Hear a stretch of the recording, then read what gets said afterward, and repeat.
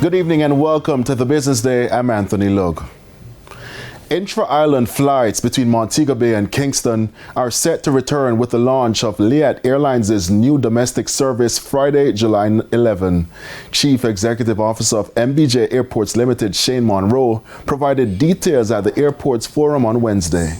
Direct flights between Montego Bay and Antigua, and connectivity now being extended beyond Antigua to the eastern and southern Caribbean. Additionally, one exciting feature of this new service is the introduction of a domestic leg between Kingston and Montego Bay, and certainly that's something that the Jamaican aviation industry has not seen for a very long time.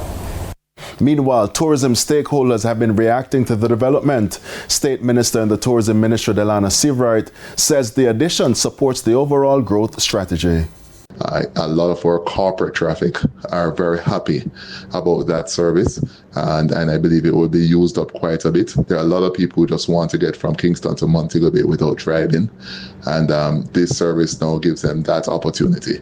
So we're very happy about that because it really opens up connectivity for persons who are coming from Kingston to Montego Bay, but also persons who want to get to Montego Bay but connect on a flight out of Montego Bay to the many destinations that are connected directly into Montego Bay. So it's a great addition for us, and it builds on our overall airlift growth strategies. The price of all petroleum products will fall effective tomorrow. Each liter of 87 and 90 gasoline will sell for $3.06 less. Automotive diesel will see $2.94 being shaved off, while ultra-low sulfur diesel will also decline by $2.94. Kerosene will cost $3.06 less. The price of propane and butane will both decline by $3.06. Each gas station will make these adjustments to their prices, which include a markup on the ex-refinery rate offered by Petroleum. Deputy Managing Director at the International Monetary Fund, Dr. Nigel Clark, has called for the international community to take urgent steps towards a more balanced global financial system.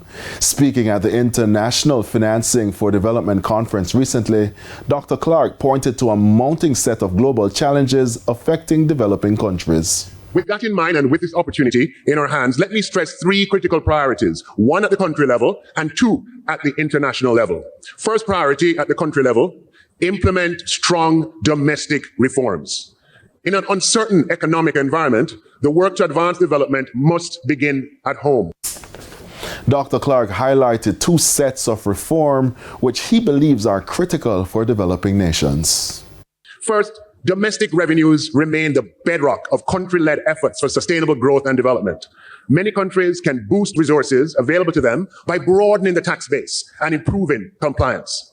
And secondly, by building strong public financial management systems, they can redirect spending to sectors like health and education and well-targeted social safety nets and growth-enhancing public investments. The JSE index declined by 2,271 points, while the junior market index declined by 28 points. The winners include MPC Caribbean Clean Energy US dollar shares, Cygnus Real Estate Finance US dollar shares, Medical Disposables and Supplies, Sterling Investments, and Berger Pinch Jamaica. The losers were led by Iron Rock Insurance Company, Cygnus Real Estate Financial, Jamaica Public Service Company Limited 7%, Mayberry Jamaican Equities, and Caribbean Cream. 21 stocks traded firm.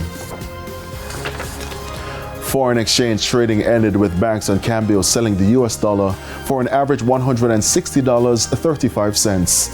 The Canadian dollar is being sold for $118.52. The pound is going for $221.87, while the euro is selling for an average $190.89. And that's the Business Day. I'm Anthony Lug. News from overseas after the break.